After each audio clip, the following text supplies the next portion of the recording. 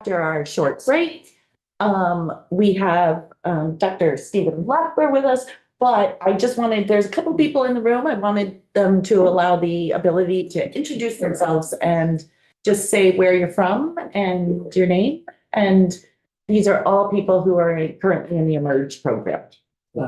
I'm Stephanie Holden, Essex Junction. Lucy Fairfax, Burlington. Janet E. Dandridge, Warren. And Mahmood. Much buddy over there. Great. We couldn't hear you. Oh, sorry, best of luck, Essex Junction. Great. Thank you. Thanks for Yeah. joining us. Yeah. Thanks for having us. Okay, Dr. Loeffler, want to come on up?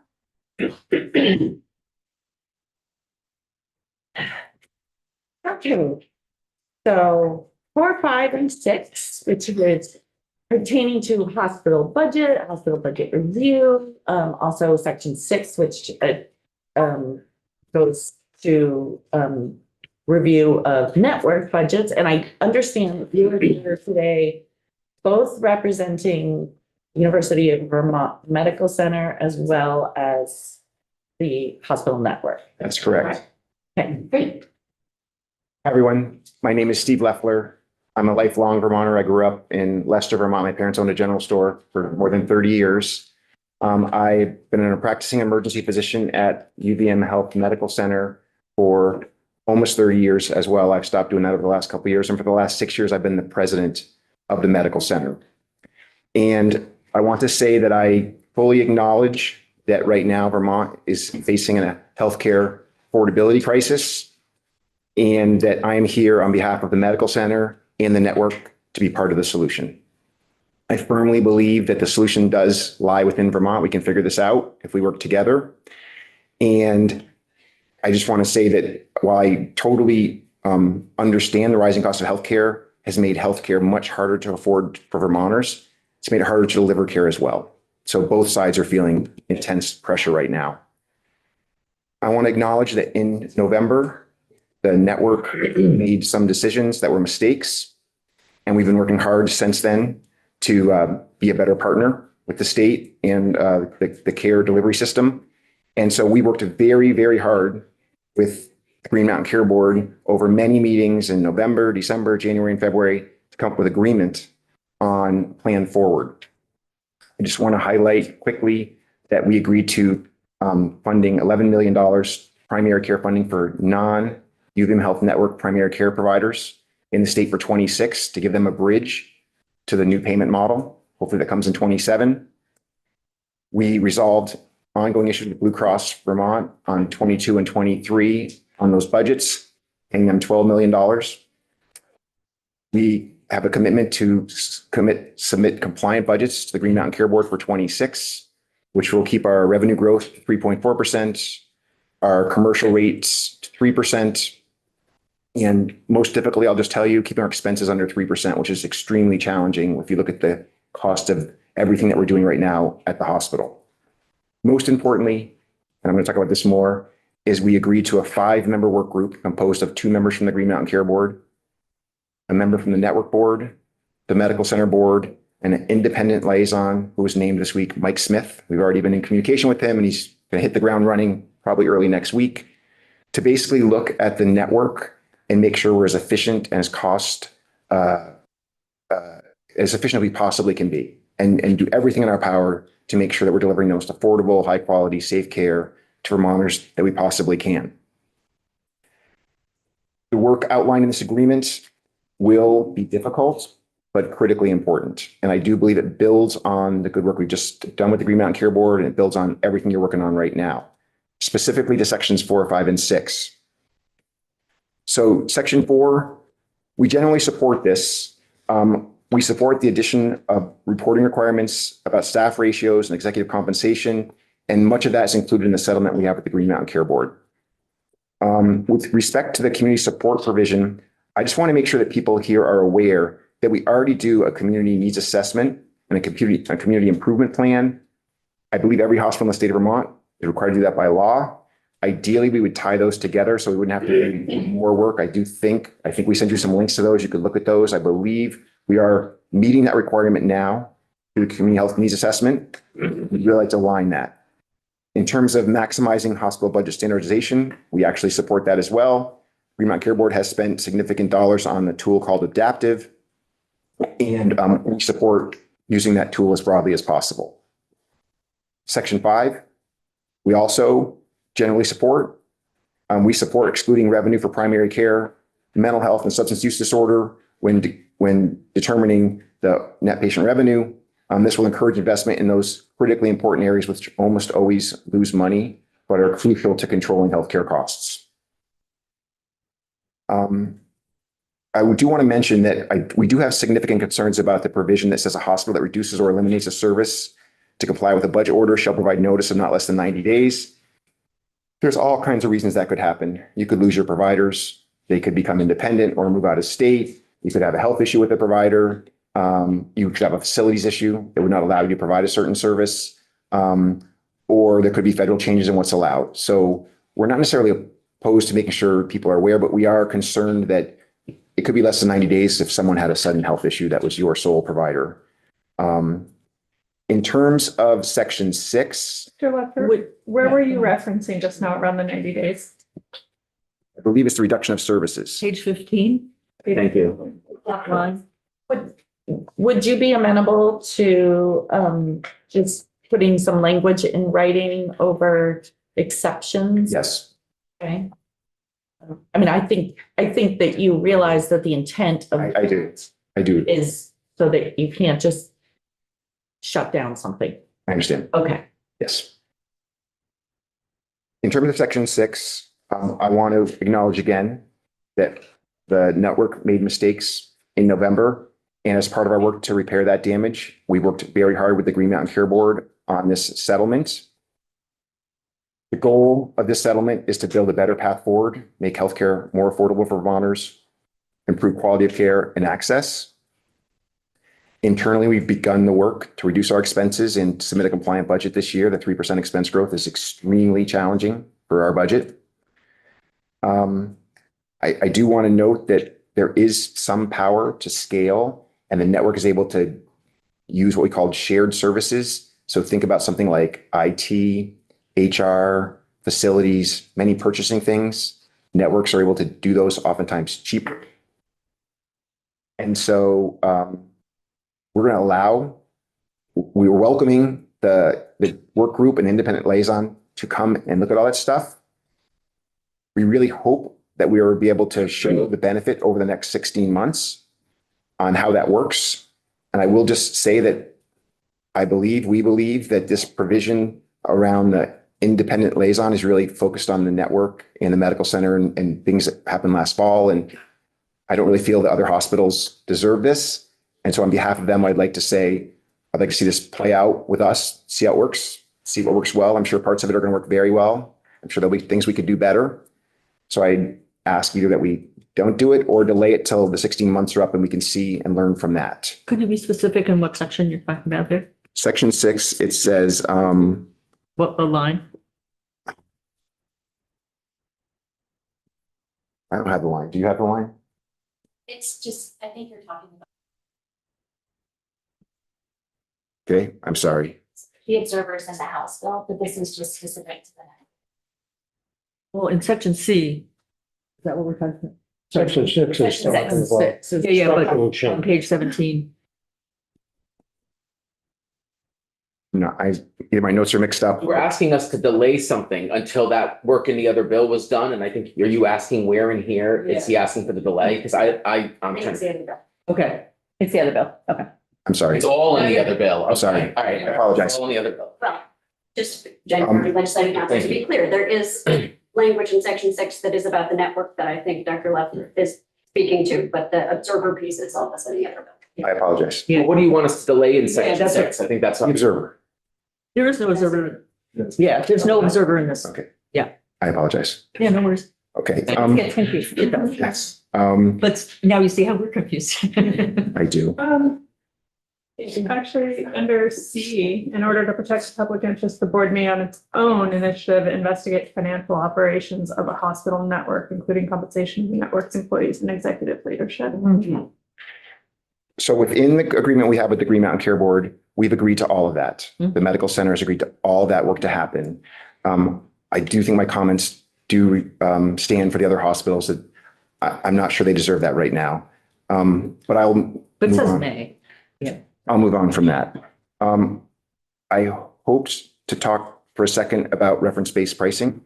I was going to ask you if you were. In general, reference-based pricing is a cost control tool. That's why you use it. And it builds on what I consider to be our broken fee-for-service system. So if you think about reference-based pricing, it does nothing to utilization. If you really look at the problems that Blue Cross is facing in Vermont right now, a lot of it has to do with utilization. If you talk to them, their constituents are using a lot more care. Reference-based pricing does drive down the cost per service, but has no impact on utilization. In fact, I would be concerned that in a reference-based pricing world where you're trying to do everything you can as cheaply as possible to stay under that reference-based price, many services that lose money, you think you should stop. So you think about not doing primary care. And if you look across the state of Vermont now, how you set the reference would matter because some hospitals do primary care, some hospitals don't. Some do psychiatry, some don't. Some do have a NICU, some don't. Some do OB. The reference would have to build that in to cover that, or the logical conclusion from a healthcare system would be don't do these things because you can't keep those costs under the reference. Ultimately, reference-based pricing is a way to control cost, but not utilization, make the cost per service smaller. It could impact access to care, and it could access what hospitals are able to do. I believe that some small hospitals in Vermont, if it was enacted on January 1st of 2026, would cause huge harm to the small hospitals. Not so much the medical center, but I do think there's small hospitals that would have a huge impact on. Because the last thing I want to mention is we hear all the time that Medicare costs in Vermont are very low. And we hear that it's low because utilization is very low for Medicare. We hear other reasons. Medicare is not Medicare. I think it's important to acknowledge that the payment you get from Medicare varies from state to state and hospital to hospital based on a lot of other things. So using Medicare as your reference, it really, really matters what the Medicare number is. And I have to tell you, I've thought about this a tremendous amount. If Medicare utilization is so low in Vermont that it makes us the lowest cost Medicare site in the country, why is commercial utilization so high?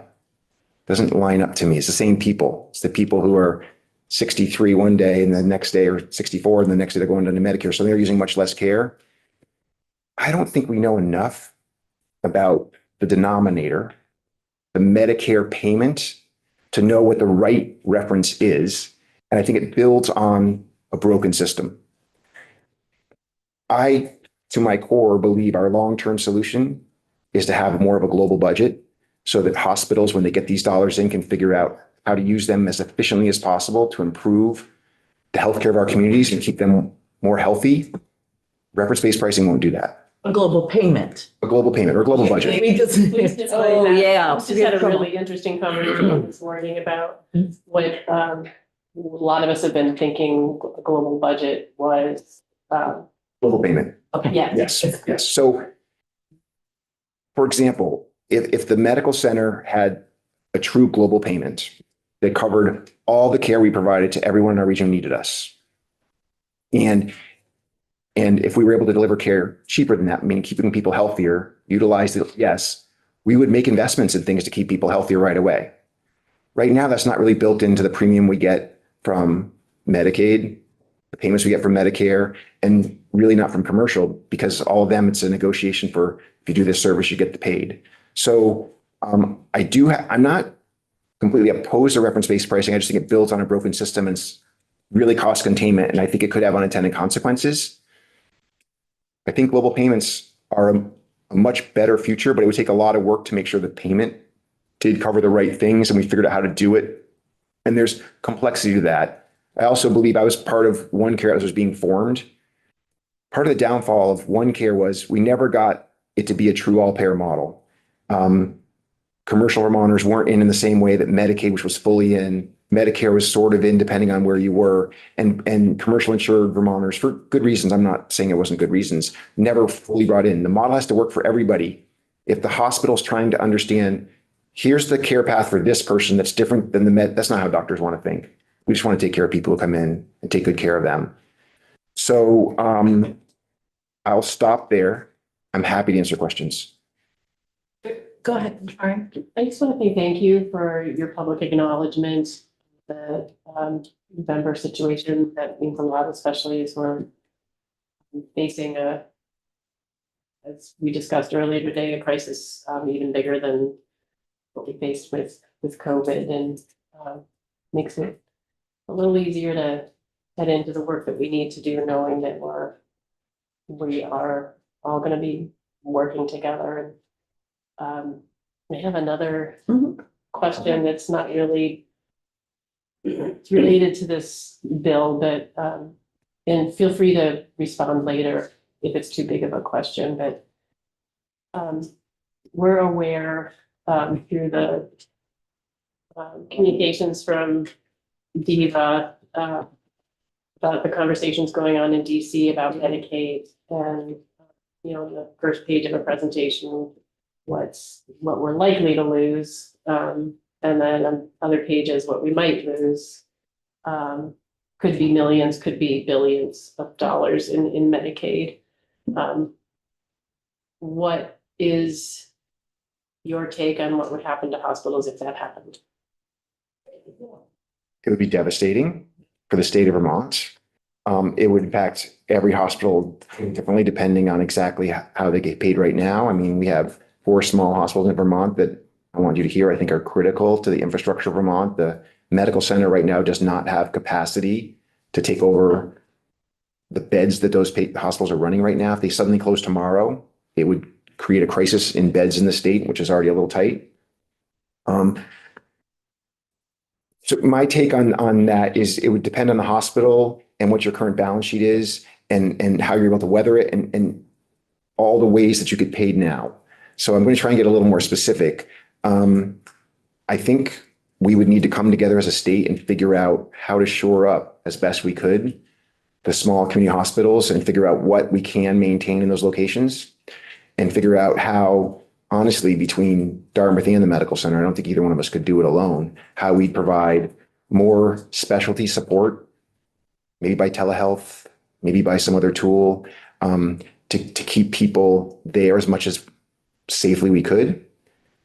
I know we're not going to have any money, but I would also argue that, it might be the right time to figure out how to get one electronic medical record across the whole state. Because if every hospital in the state and practice did have Epic, the ability to care for people remotely would really, really change in a minute. And Dartmouth has it, and we have it. If I work in our emergency department right now and someone was in Dartmouth yesterday, I can look at their chart from Dartmouth. I can know exactly what was ordered. I can see their CAT scan results. I don't have to repeat those things. Imagine if one of the small hospitals, St. J or Newport, had a person there that was on the same electronic medical record, and that our specialists could look in and actually do things. So I think we'd have to come together, which I think Vermont is good at, to figure out how to shore up parts of the system that every part would be struggling. It might be tougher than COVID. I hate to say that, but it could be tougher than COVID in terms of how we do it, depending on how fast it happens and how big the number is. I have been thinking about it some, and I am worried. Okay. Thank you. Brian and then Lori. Oh, I'm sorry. Right. Okay. Daisy, Brian, Lori, Topper. I'm especially thinking of this in the context of section 6. We recently had testimony from someone from Copley, and he shared slides with us that were just remarkable. And the whole testimony was really helpful for me just in framing the variance between the hospitals, both in the network and out of the network, in terms of their reimbursements, reference to Medicaid. And I think it's something about their ability to function effectively within that payment rate. And I know there are a lot of variables behind that we didn't talk about, but I'm wondering, what does the network do to facilitate cross systems learning? I know that not everyone is on Epic. And that there are a lot of other tools you can use for cross-systems learning, both with your workforce and then operationally. Can you speak to that a little bit, just knowing that, you know, some of the factors under section 6 are going to really hold you guys accountable for that? Yes. So at the highest level, what I would tell you is that as an academic medical center, every department we have, think anesthesia, surgery, emergency medicine, psychiatry, we have weekly teaching sessions called grand rounds. And we have someone come to present. And I believe that for every single one of those, providers from across the state are able to attend either remotely. We have them all through the power of Zoom now, can listen in on those presentations and learn at the same time. So we're learning the same new methods and mechanisms. Our simulation lab at the UVM Medical Center, we have a mobile component of that. And our emergency department is doing a high-risk OB training for all the OB, I think, emergency departments in the whole state of Vermont through an ask, no cost to them. We're sending people out. So at UVM Medical Center, Mari knows this, I delivered a lot of babies in the ER, but if it was challenging delivery, I had amazing OB people come down from upstairs or take the baby upstairs. But we have a lot of hospitals in Vermont right now where if you're the ER doctor in Newport tonight and a sudden delivery comes in, it's you. And so this training helps train those providers. At the next level above that, and I think this gets back to the question about, you know, what would we do if we lose a lot of funding? The question would be, you know, how can hospitals share some back end functions? So if we had Epic across the whole state of Vermont, which you need investment, I'm not saying it would be easy. Could all the IT support for that happen from Burlington? Could we do better in doing supplies through one's purchase for the whole state? Linens, really expensive. For the smaller hospitals, simple things like purchasing, we might be able to help on that. I know the lawyers get involved in some of that. You have to be a little careful about how you structure those deals. That is part of the power of being a network. But I wouldn't be surprised if all of that will be required in some fashion if we're going to hold this thing together. If we lose, you know, $500 million of Medicaid money. I'll also just comment, I read Joe Wooden's testimony, and you have to remember that how the system is built right now, and I'm not defending the system, but I'm explaining it. So at the UVM Medical Center, built into the rates that we get, we are doing a huge amount of primary care, which is the most important thing we do, but doesn't cover its own costs. It's one of the reasons small independent primary care in Vermont is in such a crisis right now. They're a business just like the medical center and all the costs that are hitting them. So primary care loses money, psychiatry loses money, OBGYN loses money, our NICU loses money. Those things are built into the rates that we get to help cover those losses. Each hospital is doing some different mix of those things. Sort of gets back to what I was talking about before. If you make the reference-based price low enough, it will be hard for hospitals to be able to do that and at least cover their costs. So I hope that answered your question. Yeah, I was thinking more systems learning. It sounds like you're doing a lot on the clinical level, which is wonderful. So systems learning, within the network, I could tell you lots of stuff about Porter and CVMC and the medical center and our partners in New York. Beyond that, we work collaboratively with our partner hospitals across the state in terms of transfers back and forth. Like we have a great program with Gifford where they have swing beds. A patient that's finished care at the medical center can go to one of those swing beds. That's good for everybody. We haven't built the same level of shared services with the other hospitals in the state. There's some laws around how you do that. I'll just say that. Brian. I have so many questions and I'm trying to not ask them all and prioritizing. Yeah. So I'm just letting you know, I'm like looking at the notes, trying to think like, cause you kind of just asked one that I think got some answers. So maybe I'll let that one go for now. But, cause I will say that you said this provocative statement in a good way that, so it wasn't like, when I say provocative, it wasn't like, I didn't mean that in a bad way, more like evoked my imagination that, networks can do things cheaper. How can we share that across the system or something? And you gave some examples when Representative Berbaco asked her question about linens, purchasing supplies, IT support. It would be good at some point, if not today, to get a list of those ideas, because there was another hospital administrator who came in and said there were like 18-ish things he could suggest, and he's gonna give us a list, because it would be nice to just have a big list from all of you saying, oh, here's all the ideas they have.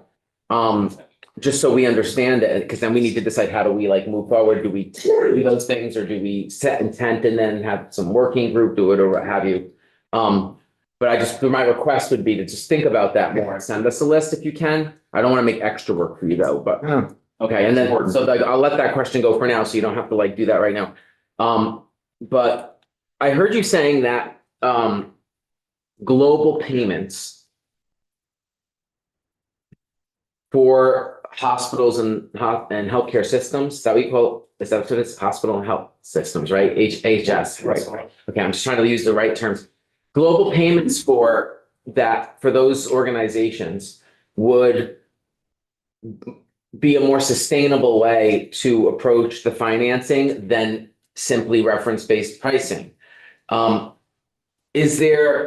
Might there be a way to do both? For example, like what if every healthcare provider in the state eventually, whether it's like me in private practice or like a designated agency or a hospital or independent primary care office, is given some global like base payment based on the work they do, and then for special stuff there's reference-based pricing, if that makes sense? Because like at the hospital, there's going to be some cases that the treatment is like millions and millions of dollars for that person. So I get that you might need fee for service for some things, but that's what I'm getting at. Is like, is there a balance between the fee for service and the global payments, and should we actually be looking at both, or do you feel like, no, just give us a global payment and we'll deal with it, you know? I'm sure the right answer is in the middle.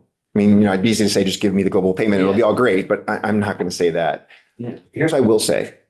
Right now, you know this because you work in the healthcare system, there's many things we do that we have to do by law or by ruling that aren't always the most efficient way to do it, but that's how we have to go. I do believe that a global payment would suddenly incent hospital systems and probably providers to suddenly figure out how to do it more cheaply, because doing it more cheaply then benefits you and the public. It's the opposite of what we're doing now, right? Where if you see more people, you make more money. If people are sicker, that improves your case mix index, which is sort of how you get your Medicare dollars. So my belief is that in a true global payment system, hospitals will do what makes the most sense. So if it makes sense to flow some dollars to Howard to keep people out of the ER because you minimize people who are having anxiety showing up, of course you're going to do that. That's a good investment. If it makes sense to make an investment in buying air conditioners for people in the summer so they don't show up with emphysema when it's too hot, and $200 air conditioner is cheaper than a $2,000 ER visit, you would do those kind of things. I do think that's ultimately, we got to drive down utilization. We will not fix this by just keep cutting the prices down, because the cost of things is still going to go up. The cost of 60+% of our budget is labor. It's exactly how it should be. People take care of people. But pharmaceutical drugs are going up.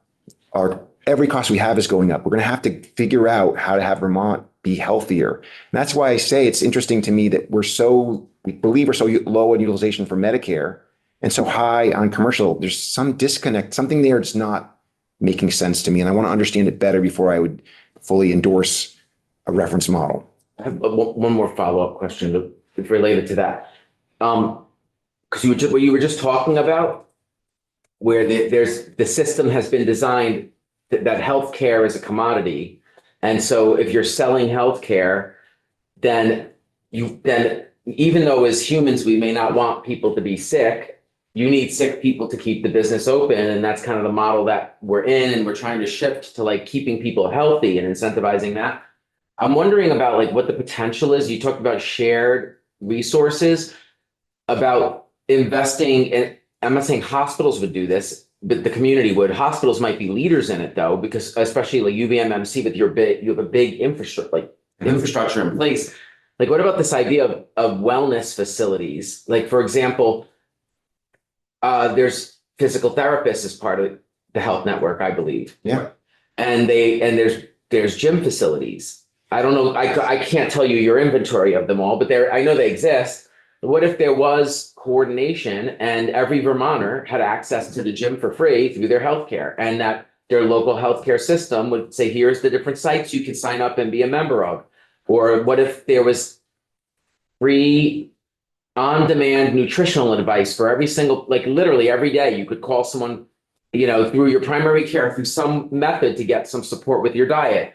I'm not blaming people for being sick because there's genetic conditions, et cetera, that we can only do so much for with current understanding. But a lot of our health conditions in the United States are driven by our unhealthy habits and behaviors, which have been driven by companies that are benefiting off of them, like selling us bad food and stuff. So I guess what I'm getting at is, what is the potential for reinvesting into that, like into your existing strengths, and how might that drive down the cost in addition to paying you less, Yeah, so stay on the same theme.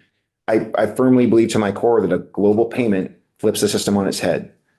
In a global payment system, everybody benefits from people being healthier.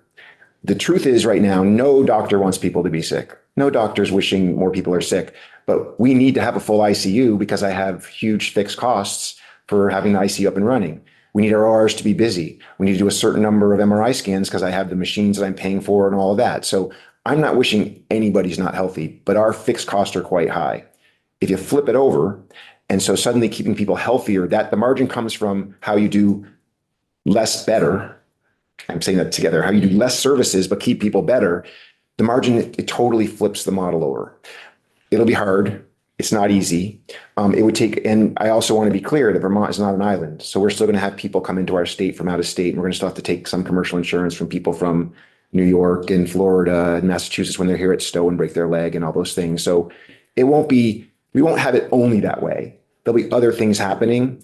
But I don't think just doing and it's not simple, doing things like reference-based pricing alone will fix Vermont's problem. Lori, Okay. Hopper? You want me to go right now? Yep, Lori was fine. Taking my time to- Oh, you don't want me to follow up on you, huh? I followed the order. I can't believe I remembered the order.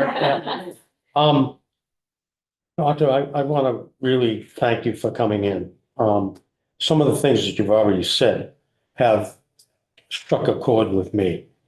About 20 years ago, I was dealing with hospital healthcare, global payments, etc. I don't know if you ever heard of it, but I was doing, everyone was against me. Said, this is not the time to do it. Now, yesterday I had a conversation and an individual told me, I was told I was way ahead of my time then. Now, last night, an individual told me, Chopper, I think it's too late. You can't do it now. And I'm in the middle here and I'm saying, I have a place in this bill where I think this could happen, but to do it, I need your help. This committee needs your help. Could you, I know you've talked about, you've been thinking about this for a long time and pretty heavily. And you got this 5-member committee that is being established to look into the network in terms of efficiency, et cetera. I would say quality would be part of that as well. Could you tell this committee, as you go into this committee here, as you go into the other committee work, what it would look like if you change the structure of the healthcare delivery system? In this bill, it talks about 2 hospitals together. In my mind, I'm thinking Central Vermont and Burlington. What would that structural change look like so that you could be more efficient, cost less, and maintain the quality? Because I think you can do it. I do too. I know you can do it. So what you're talking about. It's in section 6. Yeah, what you're talking about is the power of coming together, power of a network. So every hospital in the United States right now, including Vermont, has a bunch of fixed, expensive things that you have to do, back-end function things, before you get to seeing the patient. Things we've already started talking about, IT, electronic medical record, facilities fees, all those things. Shared services is what we call them in the network. If you do shared services extremely well, you can drive cost out of the system. For the UVM Health Network, shared services is about 13% of our overall budget.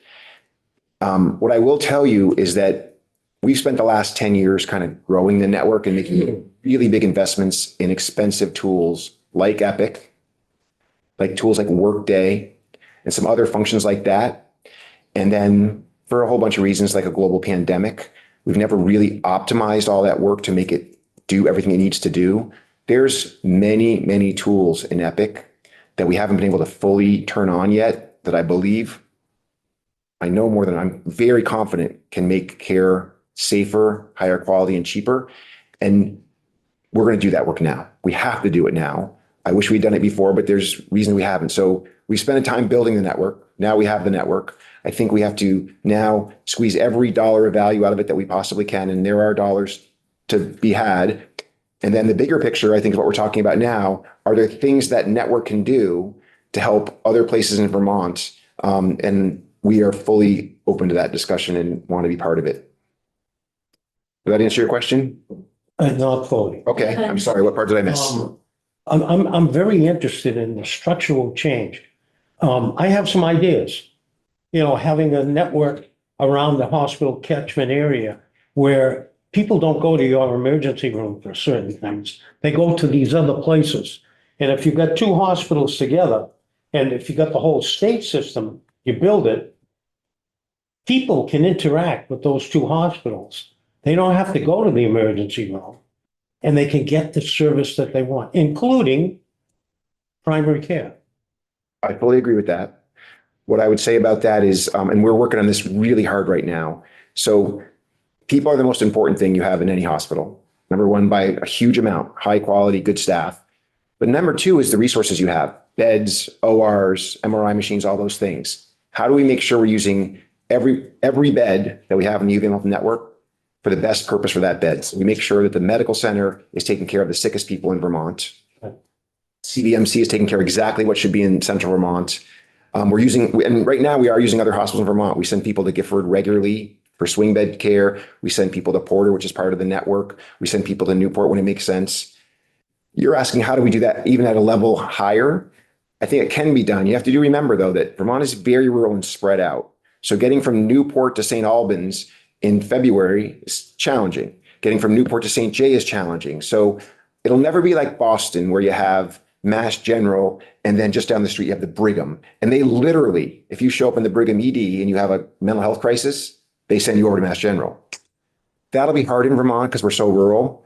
And we also honestly need Vermonters to be part of this. Every single day, we have people that are ready from the medical center for discharge. Mari could comment on this, I'm certain.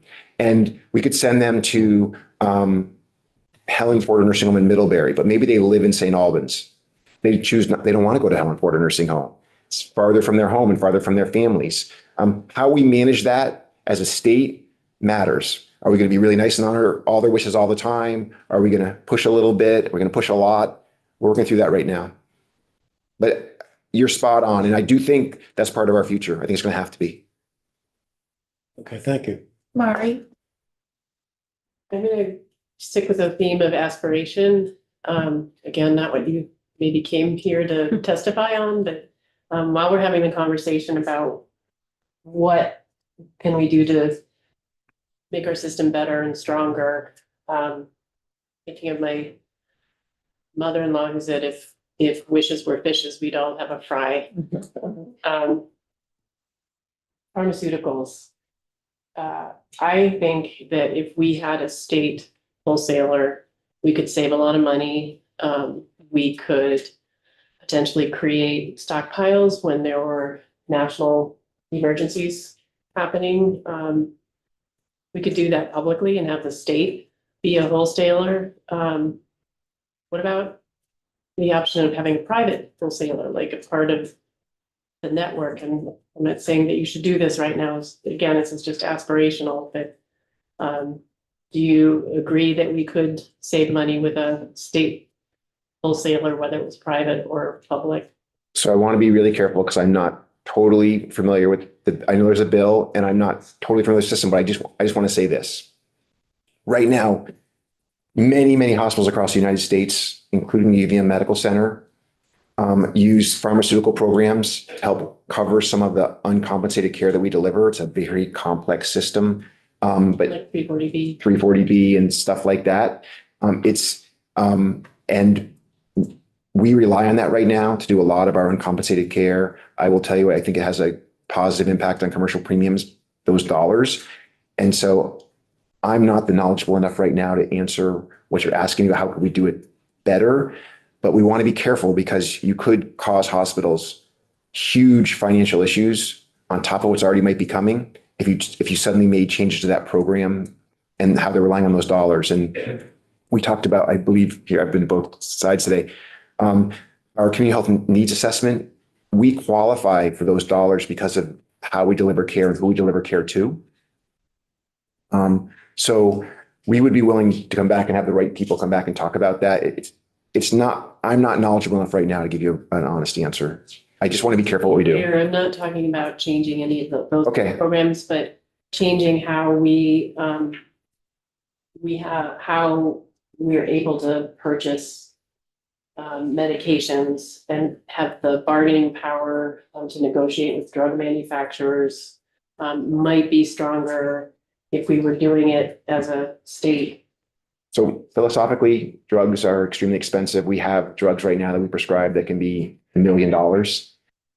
Not always reimbursed, by the way. So philosophically, I'm open to that. I just don't know enough about it to give you a good answer. I apologize. Thanks, Steve. Yeah. Appreciate it. Leslie.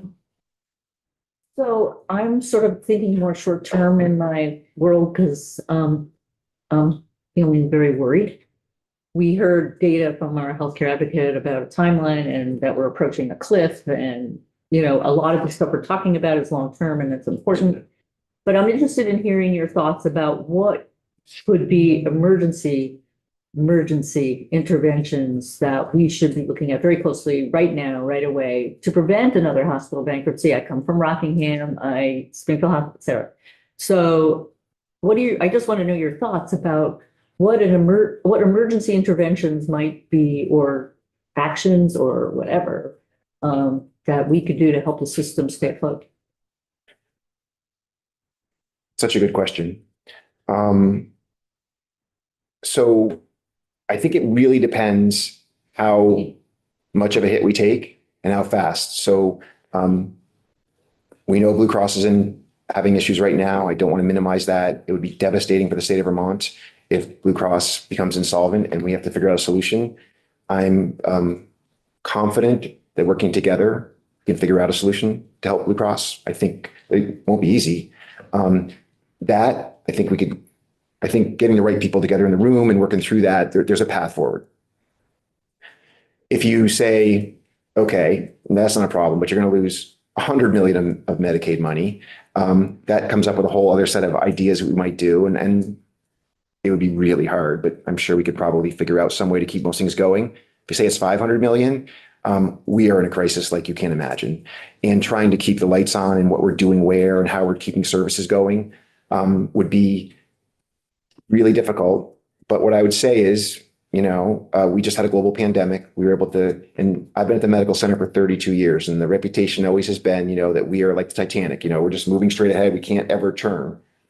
During the pandemic, we often changed in hours. Big things. Having visitors, we're not having visitors. We're masking, we're going to open the ORs, close it. We did a lot of stuff pretty quickly. So, and look at how, I think Vermont had the best response in the United States on the pandemic, and I could almost argue the world. So I believe in us. I can't say I have every answer how we would do it. I think we'd have to have each hospital come together and figure out with the funding they have, what do they think they could do, and where would we plug the holes and how. But I'm not really worried, man. Yes. I'm not really worried about the loss of federal funds, although I am really worried about the loss of federal funds. But the crisis before us is here without the loss of federal funds. So even if we didn't lose federal funds, we still are heading to the cliff. So In terms, are you talking about Blue Cross or something else? So I'm talking about our whole hospital system. 9 out of 14 are in the red. So I fear that we spend a lot of time thinking about what might happen with the feds and ignore what's coming at us anyway. So thank you. Now I understand a little better. When the network started building, there was a small hospital in Ticonderoga, New York. That looked very similar to some of our small hospitals in Vermont. And it had an OR that wasn't being used a lot, and it had some other things, and it had some primary care and a small emergency department. And the network went to that hospital and said, let's reimagine what you look like, what you do, how do you serve your population, what are your critical functions?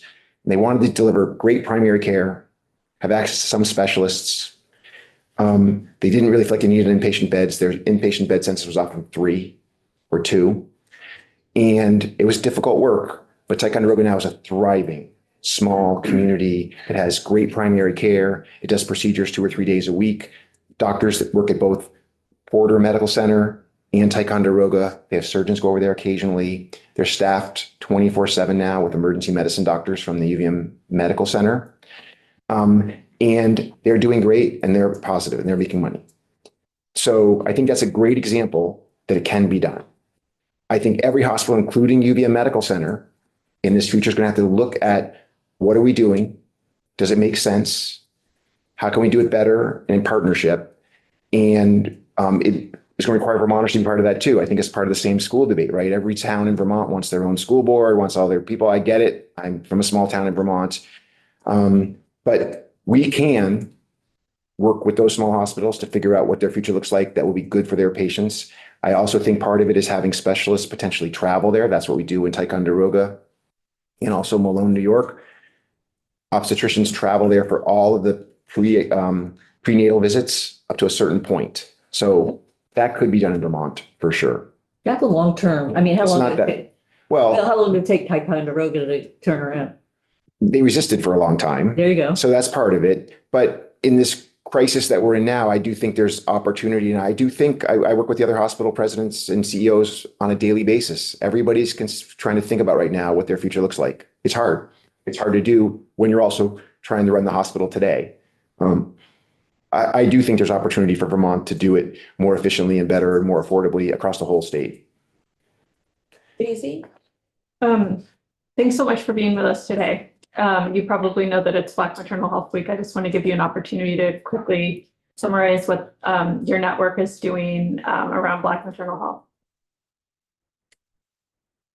I know we have a program going on. I'm unable to give you an exact answer on that. So I don't have a good answer. You can follow up with us. We will get you an answer. Sorry. I'll post it on our website. I think I have a lot of questions, and I'm gonna, like Brian, I'm gonna try to, I'm limiting myself. So many things though that you said. First of all, from the outset, thank you for being here. I kind of get emotional about this because I'm in this position, but I think of UVMMC. That's my community hospital. It's also my first job in healthcare and started my career. Me as well. Career that I have loved. Actually, it was UHC before it became Fletcher Allen. Before it became UVMMC. I'm struggling though. You talked about how UVMMC doesn't have the capacity to take on, you don't have the beds to take on other, if there are bed closures at other facilities. And yet we're looking at the closure of the imminent closure of multiple hospitals in the state, which, I mean, that would be catastrophic for you because you would be asked to take those things on. And I sit here and I see the graphs and I see the numbers and, the yearly numbers. And if I add up the losses at every hospital in this, if I add up the profit and losses of 13 other hospitals, and I look at, I think in 2024, UVMMC was 84 million revenue over expenses, which I know we're not supposed to use the word profit, but I can't think of another word other than profit. if I add up all those losses, it doesn't even come close to what UVMMC was over. And how do I explain, and how do we do something to rebalance? Economics is the allocation of scarce resources. We have scarce resources. How do we allocate so that we have the services that everyone in the state needs in the right place that they need it? And I'm also struggling with, I hear about the network and how it increases efficiencies. And I'm struggling to see how, since the advent of the network, where are we seeing the efficiencies? Because all I see is that the prices are going up. And I will say exponentially. And I don't understand, where are the efficiencies? And, you started off by saying that you're really struggling with a 3.5% increase. I don't understand how in 2024, if you were $85 million over, why is it hard to only have a 3% increase? I mean, For in my mind, it expenses? should be zero. For expense growth? Yes. And help me to understand and help me to be guided by the needs of your health service area and the important role that you play in the state. And also, I do realize you are an educational facility, but help me understand how we can better allocate resources, because we can't afford any more.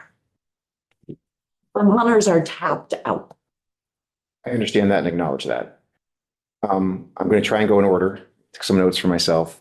So the first question you asked about beds.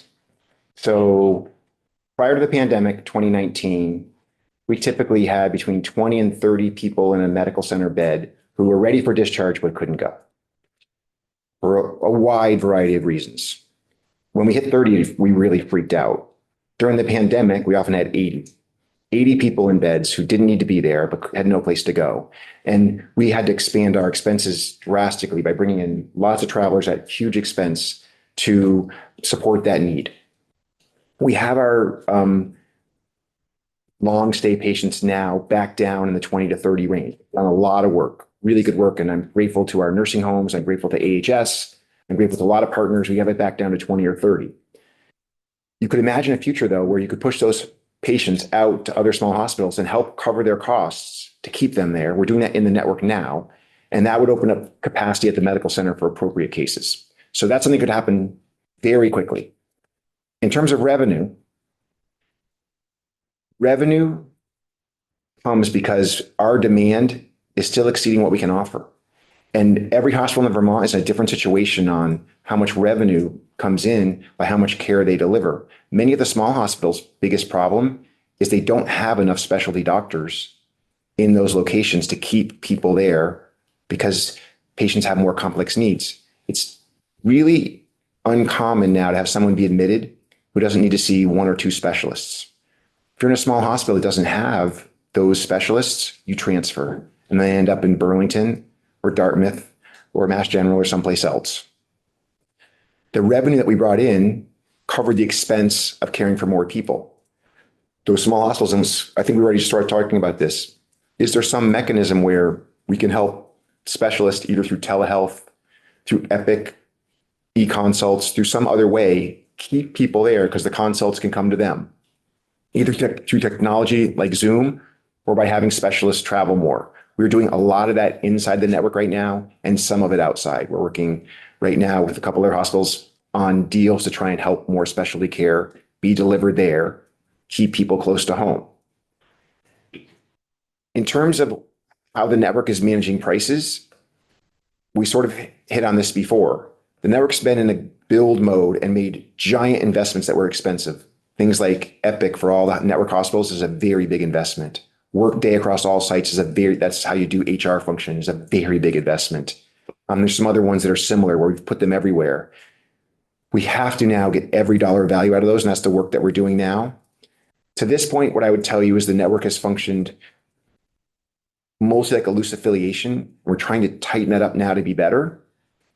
But there is value in purchasing power. There's value in standardization of how you do things. There's power in knowing that when a patient comes from Porter Hospital and just had a CAT scan, the ER doctor in Burlington can see the CAT scan, doesn't have to repeat it. That sounds like a little thing. It's a giant thing. I'm an ER doctor. If someone shows up, they don't have the scan with them, they don't have the paper copy, and the person's sick, I'm ordering another one. That's the truth. That's double cost. Networks can help prevent that by me being able to read the report that was done there, even call the radiologist and have a conversation. So I don't disagree with you. We have to do better. We're working hard on it. And I do think there's more opportunity. The last thing I just want to mention is when I talked about the budget, I was not complaining. Please don't take it that way. I said that It was hard. keeping our expenses under 3% is extremely challenging because there's parts of our expenses like labor that is going to grow by a lot more than 3%. There's part of our expenses like pharmaceuticals that's going to grow by a lot more than 3%. If those grow by more than 3%, something else has to grow by less. That's our challenge. It's a good challenge. We're doing it. We're figuring it out. It's hard. I wasn't trying to complain. I hope it wasn't taken that No, way. you weren't complaining. You did say it was going to be very difficult. Many of our expenses are fixed going into many of our expenses for the 26 budget are already determined. So if those expenses are more than 3, other equally big things have to be less than 3. Does anyone have any? Oh, right. And we have like a minute. 1 minute. Well, now it's 11:30. I don't want you to answer this now because of the time constraints, but just the thought that I had when you were talking about the challenges of discharging people during the pandemic and before. And I know that UVMMC has invested with other partners in transitional housing and supportive housing for people with medical needs, like the Bel Air Motel, I think is an example, perhaps, of one of those. Yeah. That I'd be curious to hear how housing and residential care or et cetera might fit into your work if we move to global payments as a way to, because like if it's cheaper to move someone into transitional housing than keep them in the hospital, might the system of care look at some kind of collaboration around supportive housing? But I don't want you to get into it now. It's just, The answer is yes. okay, yeah, It's more complicated. Yeah, exactly. Yes. We'll Thank talk you. more. Thank you so much. I wish we had Yeah, so much yeah. more time with you. Thank you. Appreciate it. It's an open invitation in case you ever want to come. Okay. In case you don't have enough to do. Thank you.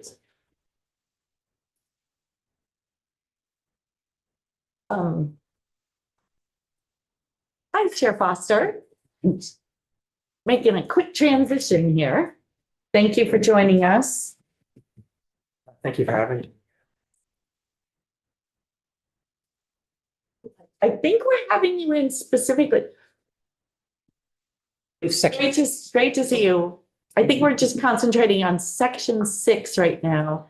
And I just want to say, as soon as availability, we will have Chair Foster in on multiple different things. you. Lucky you. He's been busy. So for the record, my name is Owen Foster. I'm the chair of the Green Mountain Care Board, and I appreciate, and the board appreciates the opportunity to highlight the critical issues facing the state. So we're here whenever you need us. I have some slides I put together that we can share. They're done. They're here. Oh, great. All right. So this section relates to authority for the Green Mountain Care Board to really look at the University of Vermont Health Network operations. This is a critical component of this bill that needs to be passed. There's a big distinction between the health network and the medical center, and we need to understand that. The health network is a parent organization that has its own operations and its own expenses. The Green Mountain Care Board currently reviews hospital budgets, not directly network budgets. The network budget has increased dramatically, and it is an expensive component to our health system.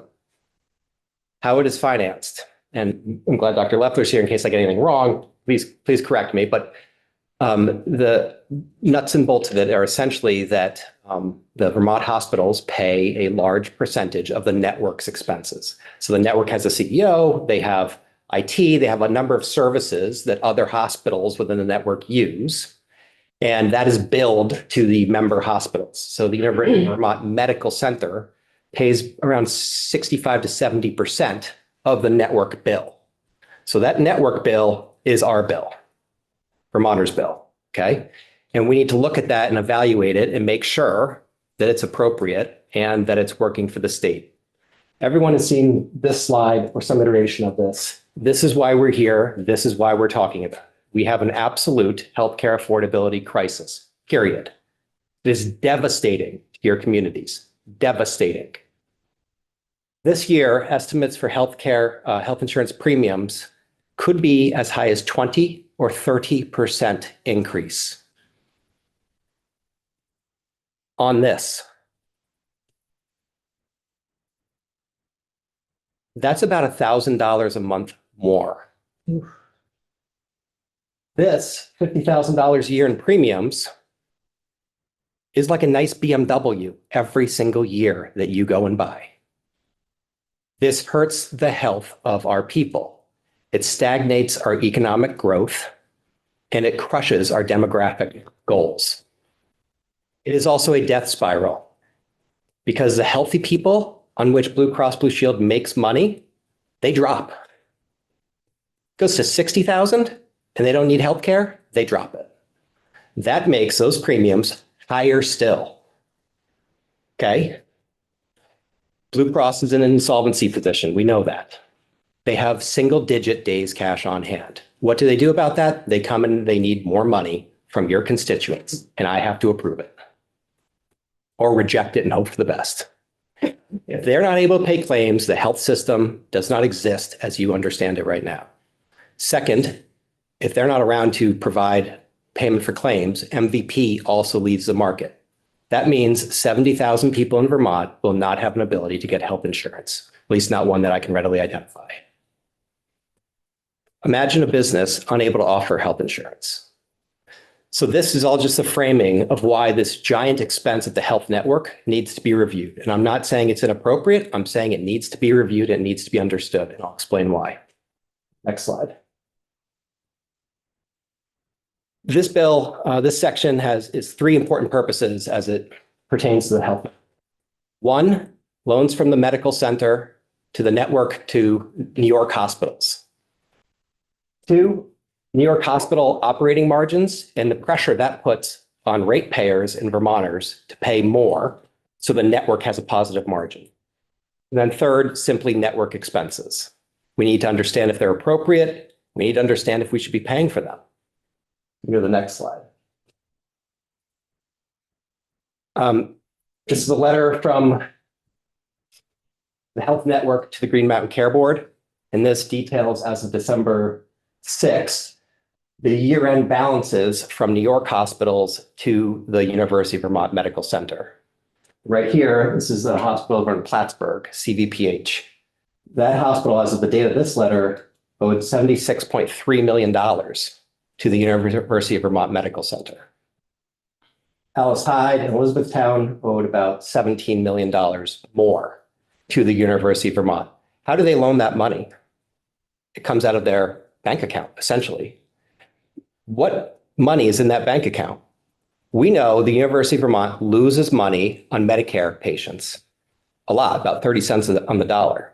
It loses money on Medicaid patients, a lot, even more than that, maybe 40 or 50% cents on the dollar. Where's it come from? Commercial. These loans, to some degree, I would say a large degree, are from Vermont commercially insured patients because that's where they make money. Then it is invested and it does grow. We pay those people to invest that money and grow that money. When it goes to New York, it is not used here.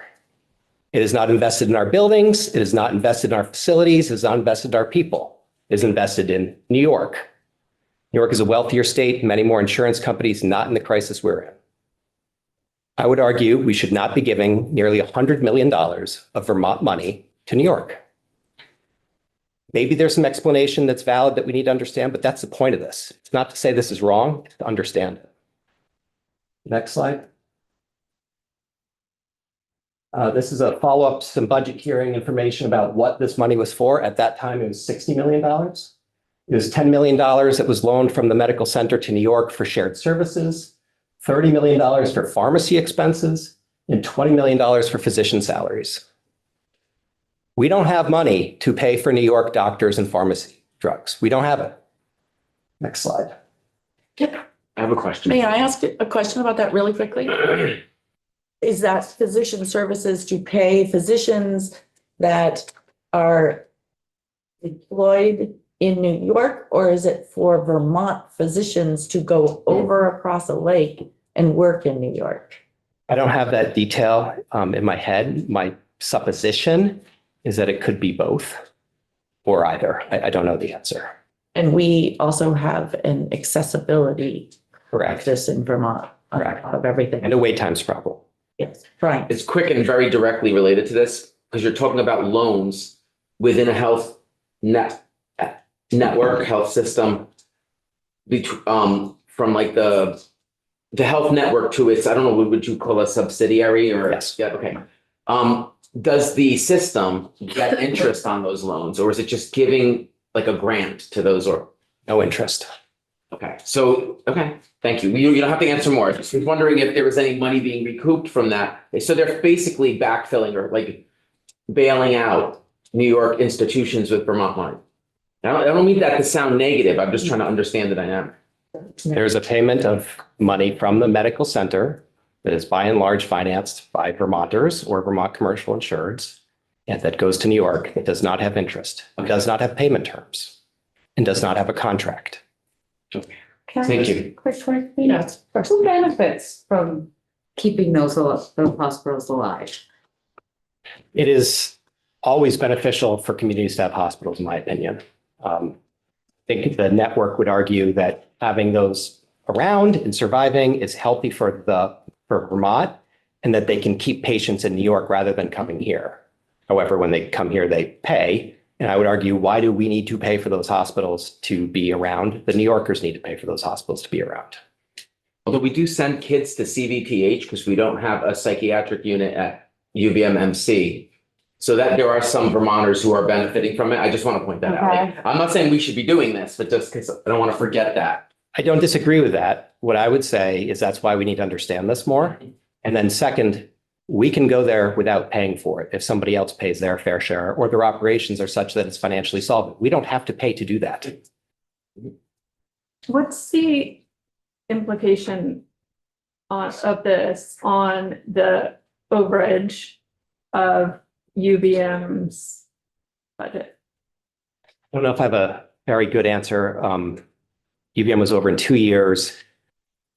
Additional money that they received allows them to loan money. Reserves help them loan money. So if they make more margin, if they make more money, it's easier for them to absorb it. So their overage of 85 last 80. year, 80 something. Is this in addition to that? No, this is just like out of a bank account alone, if you will. Like, say my brother asks me for money. I just give it to him. It has nothing to do with my salary. I just take it from whatever money I've saved and provide it. Does this go into their days cash on hand, or is it subtracted from their days cash on hand? I don't know the answer to that. It's a good question. If it goes, I'm going to presume a little bit, and we can get follow-up from UVM, but if it's out of the medical center's bank account, it's out of their days cash on hand. If it is spent in New York, it's not accruing to their days cash on hand.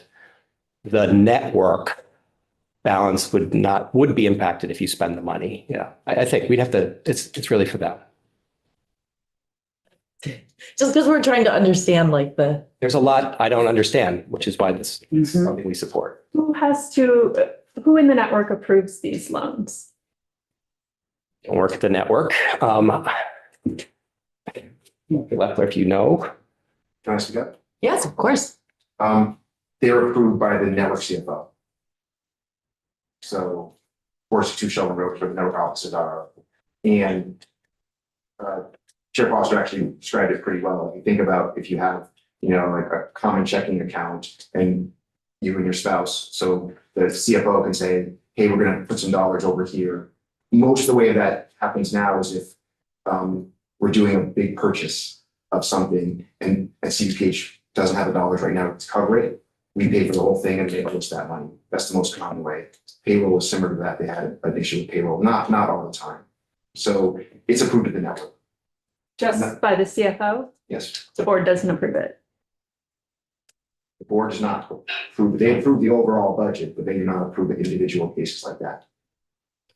So there's a conflict here in that the network has fiduciary obligations, responsibilities to all of its member hospitals. And that can be in conflict with my obligation to ensure affordable healthcare for Vermont. So a loan to New York, if it's not consistent with my mission and responsibility to the people, I have to say no. Currently, we don't have that direct purview to do that job. And again, I'm not saying this is wrong. I'm saying we need to support the bill to understand it. Go to the next slide. This came up in the hearing. This is testimony from sworn testimony before the care board. The CFO of the network testified, so there's no contracts that memorialize that. Well, that's part of us as we function as a network. We'll have balances that are due between the partners. There are many systems actually that don't even have this due to, due from. So if you look, I think you even see it in some of the regulated entities that you have, when you look at their cash balance, it's zero because all the cash has been managed centrally within the network structure. They track it, which is what we've seen and what they reported, but there's no payment terms. There's no interest. I would argue that we need interest, oh, bless you, on our Vermont money, and there needs to be a more formalized way and approval that's consistent with Vermont goals. Next page. Next slide. Can you do the next slide?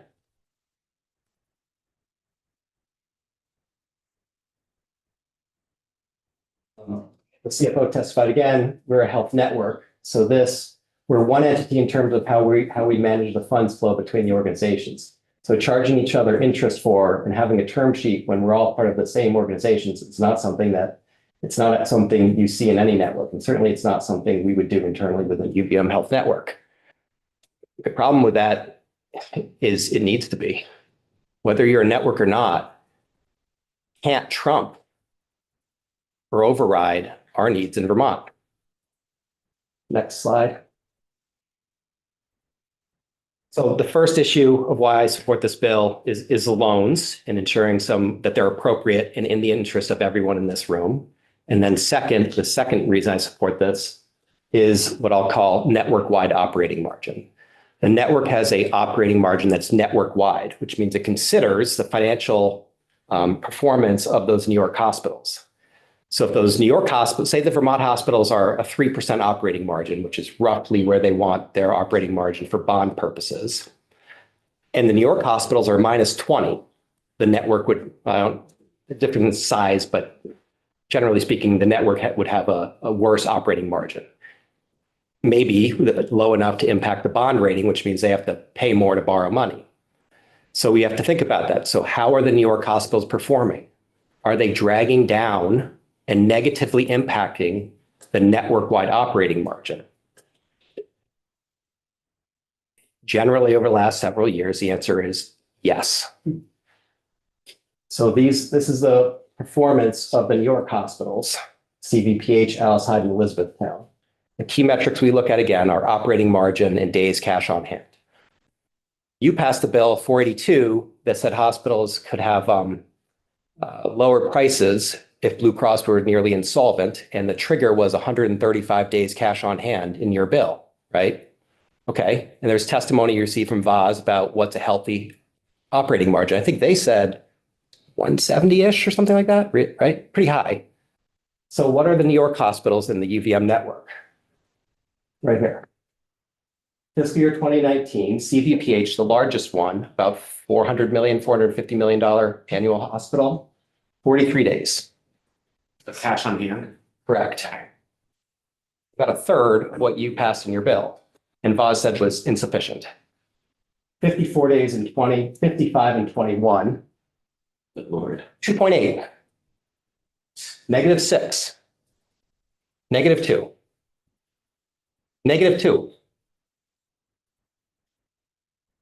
How do you stay open? Loans. Okay. From your network. From that, yeah. Alice High. 31, 38, 91, 57, 26, 37. If Newport has 25 days cash on hand, you're hyper concerned. Okay, so we know that that's really low. Then let's look at the operating margins. The largest one, CVPH, -2, -2, -2, -7.8, -9, -0.4. We have a network-wide operating margin. And in the last, I don't know how many years, but last year anyway, I think the year before, they hit the 2 or 3% network-wide margin. How do you do that when you're losing this much money? You do that with COVID when everybody else was up in COVID. I'm sorry, Mari, you have a question? And then Woody, Yeah, so we know what Vermont is doing to help New York hospitals. What's New York doing to help New York hospitals? That's something we need to dig into and understand. Like this theoretically could be beneficial to the state, maybe. I can't say that, but that's why we want to understand it. When you say this, what do you mean this could be This beneficial? arrangement. Okay. The actions that we It take. talks about, is this network operation and is the network infrastructure benefiting the state? So I can't answer it sitting here today. It could exist. There are arguments that it does, but we need to understand that. Woody? May or will they ever be able to pay off those loans? It looks challenging. The healthcare environment for rural hospitals across America is negative, deeply negative. And the foundation on which you're going forward is not strong. It's better. I believe in our discussions with the medical center and the health network, we heard that 24 and 25 were better. And -2 is better than -6. Are you aware of what the network members' agreements are to join the network? No. Next slide. This is the operating income over from 2019 to 2024 of each of the network hospitals. We took the income statements, the audited financials of the health network, and performed an analysis to determine operating income of each of the hospitals over that period of time. Operating income, again, is what you would have a positive margin on. You need this to be green. And what you see is EVPH in that time was -85 million. CVMC was -33, Alice Hyde was -28. Other entities, there's a number of other subsidiaries, -24. And then where's the positive? It's here, UVMMC. UVMMC was $138 million in positive operating margin. It's making up for the negative margins in New York. If you lose money on Medicare and you lose money on Medicaid, how do you do that? Commercial. Next slide. This is from testimony. I should put in the date. I just put these together. Some of these questions might have been 2021 for fiscal year 22. Don't quote me on that, but around there, this is sworn testimony. Jessica Holmes, one of our board members, longest tenured board member. And there had been some prior testimony. And she said, and in fact, you mentioned that the medical center actually has to achieve a better than benchmark margin to support the other hospitals. We never really hear about how the New York hospitals are doing, but clearly they contribute to your bond rating and they contribute to the need for the UVM Medical Center to have a higher than benchmark, margins. And that's what we're seeing. So this has been an issue since whenever Member Holmes asked this question, probably before, that we don't understand. We need to understand it. Next slide. I believe this was from Professor Whaley's presentation yesterday. I didn't get a chance to listen to his testimony, but again, if you look at the relative prices for commercial versus Medicare, University of Vermont Medical Center is way over here above 300%. Really, really, really, really, really high. And I would note two things, and maybe he did, but this is 2022 data. In fiscal year 23, the UVM Medical Center had a 14.77% rate increase. So these are pre a 14% rate increase. Rutland, right here, very, very, very high. I think had about a 17% rate increase that year. So these numbers are going to be worse and higher. And keep in mind, as we have a dwindling commercial market, we need to be at this. The other caveat I'd say to this data, critical access to small hospitals, they're reimbursed differently. So this data is not as representative for them. So they will be lower because they get a better reimbursement from Medicare. They get a cost-based reimbursement. So this will look lower, but it's because their floor is higher. So they're actually not as low as it looks on this slide. You use standardized price, a different slide that I don't have today to judge. It's another look at it. You need a couple looks at it. All right, next slide. All right, so I went through two reasons why I support this bill. One being the loans and the financial interaction. Two, the network-wide operating margin and understanding how those things interact. And then third, network expenses. The network itself is its own entity. And I don't have the number in front of me, so I don't want to hazard a guess. But I believe the network expenses, which do support many of the hospitals, they're not just like their own expenses for fun. They pay it to support some of the hospitals. It's hundreds of millions of dollars a year. That's a lot of money. To give it context, North Country, the total net patient revenue at North Country is under $100 million. So the network operations are a multiple of the entire net patient revenue of North Country. Rutland is a $332 million a year net patient revenue hospital. The network shared services are greater than our second largest hospital. My point here is not to say it's wrong. We need to understand it just like we understand a $332 million budget. That's the point of this bill. So this is from a document that UVM submits called shared services. These are the services, IT, back office, all these things that are shared amongst the 6 hospitals. You can see the numbers are just really, really large. This is health network development. If you want detail on exactly what that includes, you have to ask them. But it went from 4.3 to $5 million. Some of that is moving some resources from a hospital potentially up to the network. So I'm not saying the year over year is apples to apples. The point is it's a lot of money. If you think about any of these smaller hospitals, that's a lot of money. It should be bigger. I mean, it's a big operation. 31 FTEs in health network development.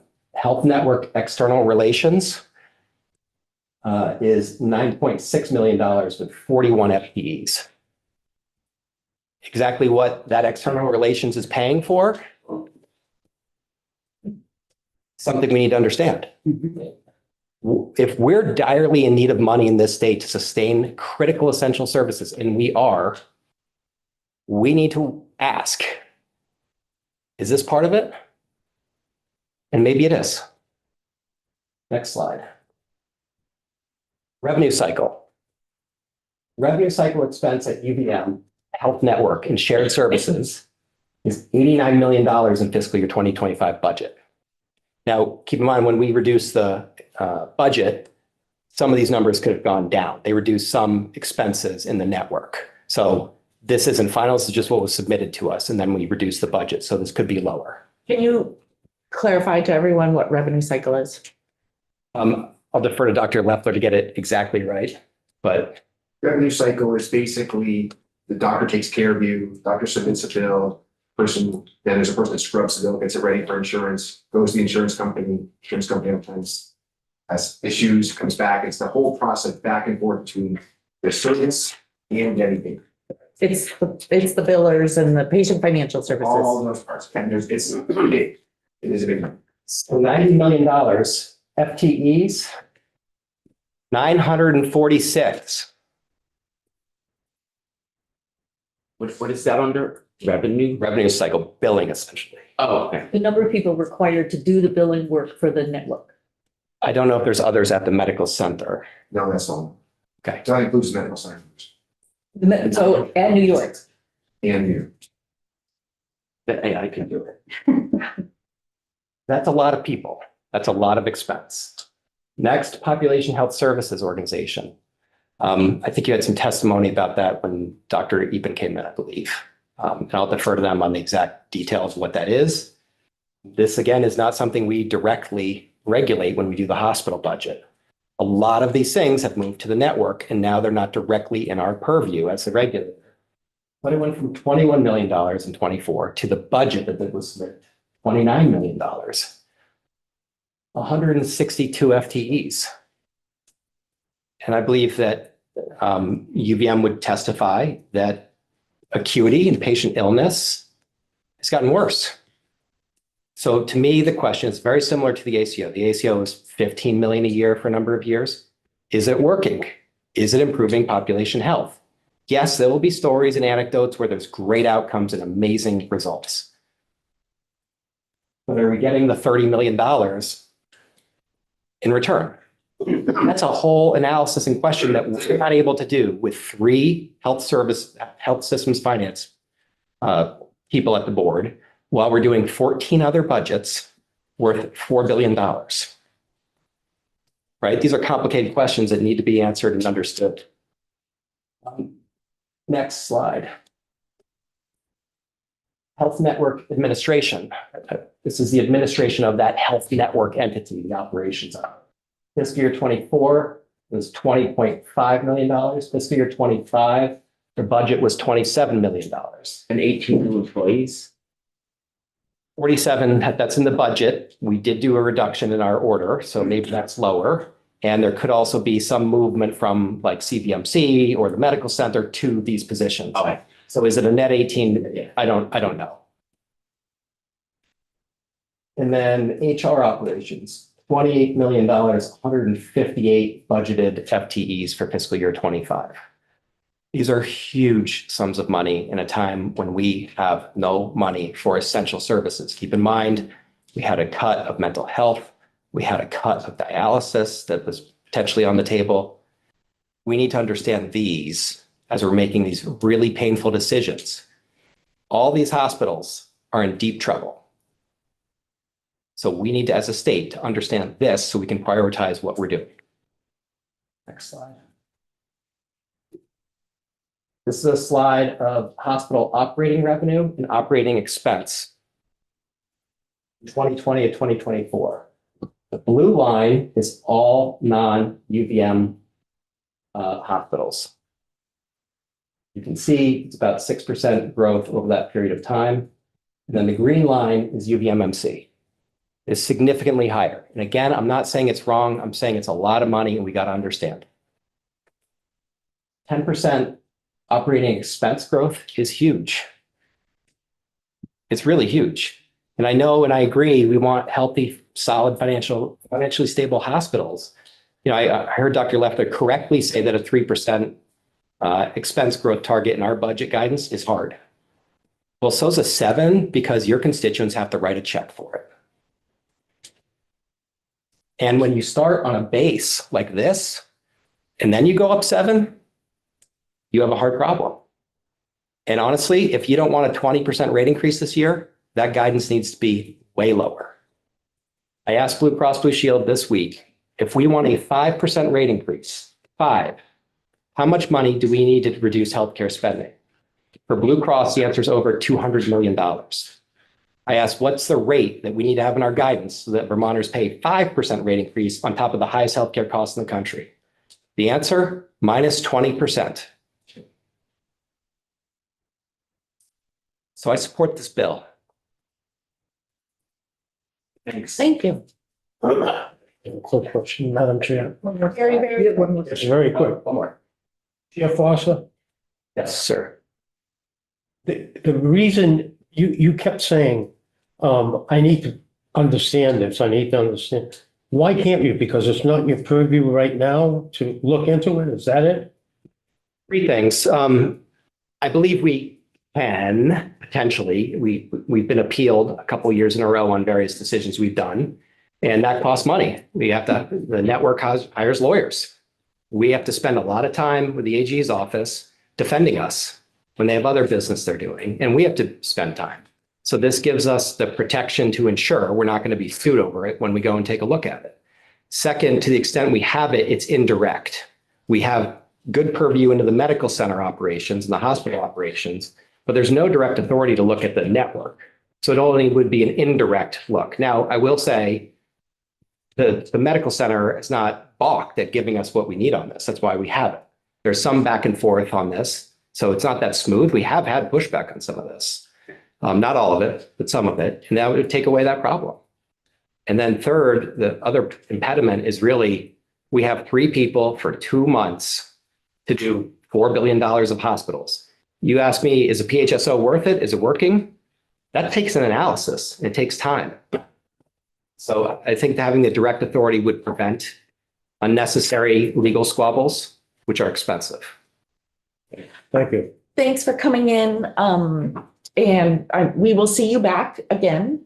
And if very clear, you support section 6, if the board in the next week or so could maybe suggest language, if there's any language changes that you would suggest and get those to us, that would be great. Can I make one last point? Yes. The New York hospitals and the operations in New York are not regulated by the board. There's no NPR cap, there's no rate cap over there, but Vermonters go over there and take our insurance over there.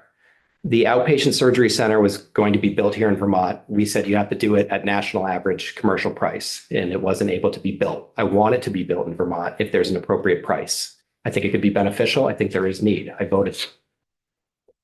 The network conceivably could build it in New York right now.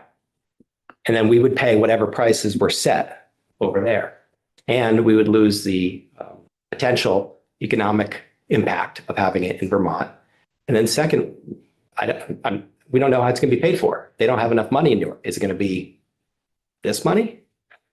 That's the kind of depth that we need to get into to protect the state. Did you say that the network hospitals in New York, you do not regulate? No, Is But- there an equivalent to you in New York? no, Thank you. thanks. Okay, so we're quickly pivoting. We have an amendment on S28 that we need to hear, and I guess we'll start with legislative council. Or. Thank you. I just, maybe she could explain to us what the language means. Everybody's leaving. Because it's coming from judiciary, and frankly, we probably won't use it. Thank you, Ms. Barber. Is that, I'm just waiting for them to go through. Kristen, is the amendment posted on our website? Oh,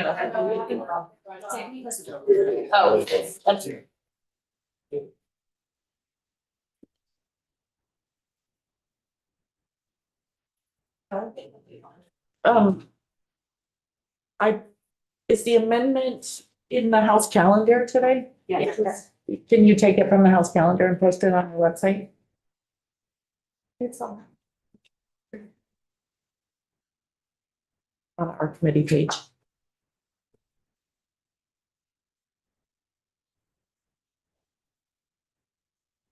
Welcome. This is the first time we've seen you this. Thank you so much for having me in. Get online.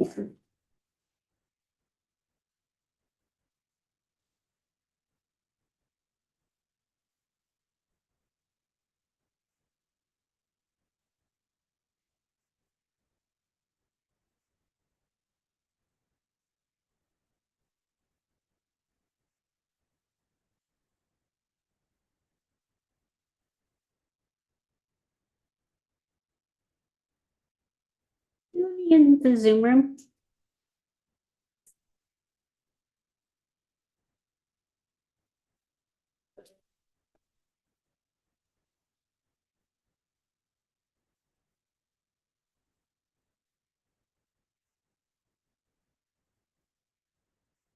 Thank you so much for having me. And so Michelle Childs, Office of Legislative Counsel, and I am usually one floor down in room 30 in judiciary committees, but I do make the rounds occasionally. So thanks for having me in today. So Jen had probably talked to you when she walked through S28 and was working with you on that. in 2023 when the legislature enacted two shield bills, and one was focused primarily in the healthcare committees and regulating the professions and such. And there was another one that spent most of its time in the judiciary committees that was focused more on the civil and criminal procedures that are involved there.